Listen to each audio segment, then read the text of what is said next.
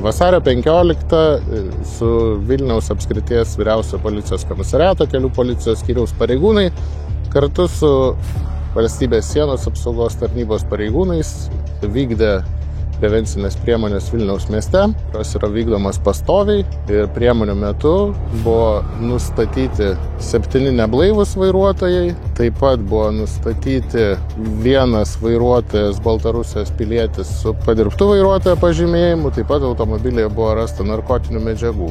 Iš viso priemonių metu buvo nustatyti 3 vairuotojai, kurie neturėjo vairuotojo pažymėjimo.